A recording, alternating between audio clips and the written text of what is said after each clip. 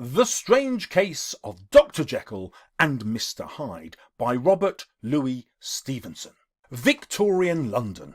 Gabriel Utterson, a lawyer, and Enfield are strolling past a door.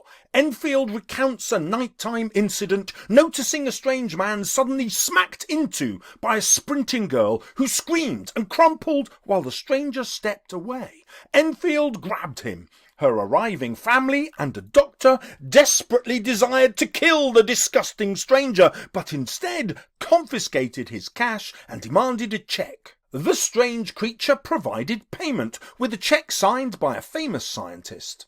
Enfield names the stranger Mr. Hyde and suspects he's blackmailing the scientist, whom Utterson realises is his client, Dr. Jekyll. Jekyll's eccentric will gifts Jekyll's fortune to Hyde if Jekyll should die or simply disappear. Blackmail, thinks Utterson.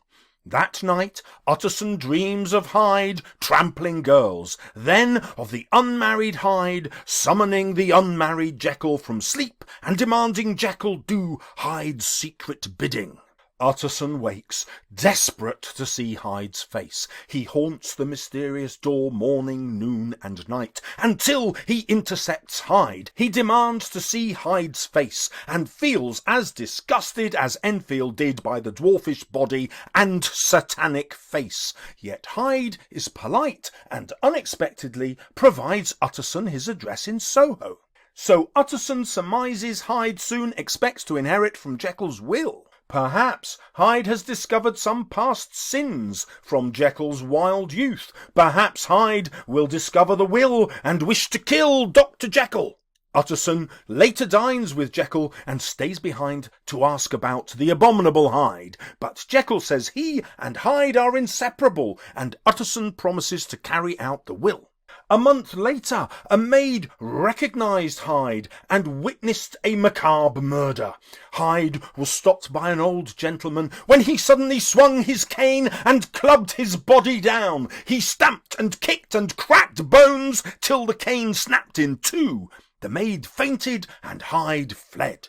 The victim, an MP called Sir Danvers Carew, was coincidentally carrying a letter to Utterson. As Carew had no family, Utterson identifies Carew's corpse. He leads the inspector through symbolic fog to Hyde's Soho home. Hyde has fled and left a single clue, the top of the cane which coincidentally Utterson had gifted to Jekyll and now keeps secret from the police. Utterson rushes to Jekyll's, who looks deathly sick.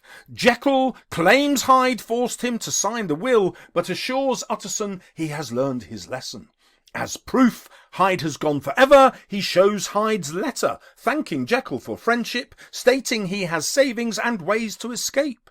Suspiciously, Jekyll claims he burned the envelope, but his butler Poole later tells Utterson no envelope arrived. Utterson concludes Hyde and Jekyll are colluding, or perhaps the MP's murderer means to murder him. Utterson seeks advice from his trusted clerk, Mr. Guest, who is conveniently a handwriting expert, and reads the mad murderer's letter. By coincidence, Utterson's servant brings an invitation from Jekyll, which shares identical handwriting with the letter, just differently sloped. Has Jekyll forged for Hyde? Hyde has vanished. Investigations reveal his history is violent and vile, but not previously criminal. The unmarried Utterson visits Jekyll nearly every night. Jekyll now gives parties, donates to charities, and secretly celebrates Carew's killing as happily ridding him of Hyde. In January, Lanyon surprisingly attends a dinner, but from the next day, Jekyll sends all visitors away, so Utterson visits Lanyon, who looks much older and ill, yet he seems delighted to welcome dying. Utterson says that, coincidentally, Jekyll is also ill, but Lanyon declines to discuss that doctor further. Soon Lanyon dies and shocks Utterson with a letter not to be read until Jekyll dies or disappears. Utterson is astounded and worries about Jekyll. So Utterson and Enfield visit him. Jekyll greets them from a window when suddenly his face transforms with terror, and he slams shut the window, shocking them so they cannot speak. Inexplicably, Utterson prays, "God forgive us! God forgive us!" In March, Poole arrives fearing foul play and pleading for Utterson's help. For the past week, Jekyll's written instructions have demanded chemicals from all over London, but each delivered drug was impure. One night, Poole saw a man searching Jekyll's laboratory for the drug. He was dwarfish and disgusting, unlike the large and handsome Jekyll, and is now hiding in Jekyll's room. Poole asks Utterson to listen to the voice inside, but it isn't Jekyll's voice. They fear the man inside is the murderer Hyde. "Vengeance," thinks Utterson. The voice begs, "For God's sake, have mercy!"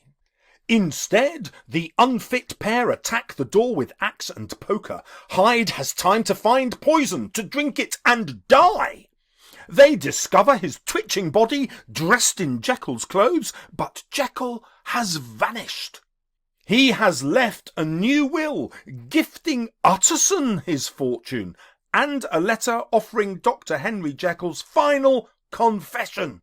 Utterson reads Lanyon's letter first. The day following the fateful meal, Jekyll wrote that Lanyon should save his life.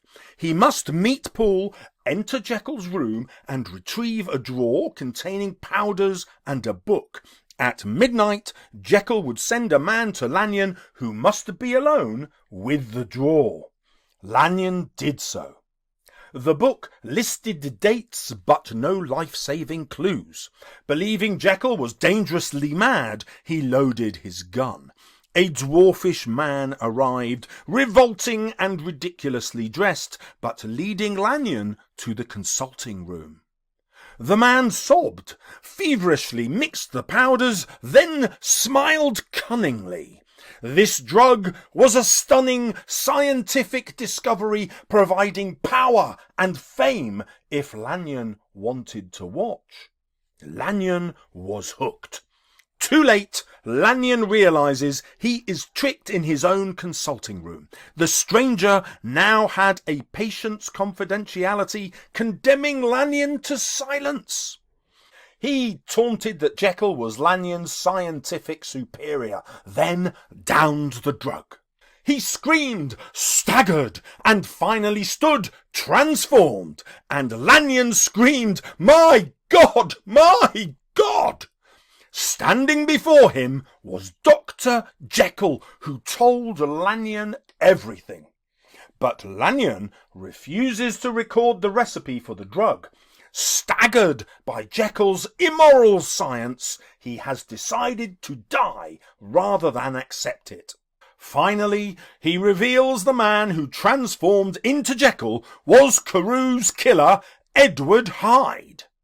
In his confession, Jekyll explains that he has always had a dual nature, one half wanting to be respectable, the other keen to experience shameful pleasures.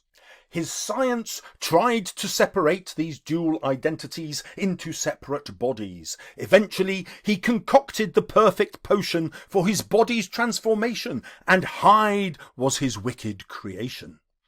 Jekyll believed Hyde released the evil part of Jekyll's nature because what a person feels as he drinks the drug creates the new character. Jekyll created Hyde for his sinful pleasures. Future scientists might create angelic identities to benefit mankind. Jekyll's desires, enjoyed as Hyde, became too monstrous to describe. Until one day, Jekyll woke up in Hyde's body. Hyde was so powerful he had transformed without the drug. For 2 months, Jekyll refused to drink the drug. Jekyll claims this enraged Hyde, who, like a devil, killed Carew for pleasure. He claimed that mid-battering, he suddenly saw he had made a mad mistake.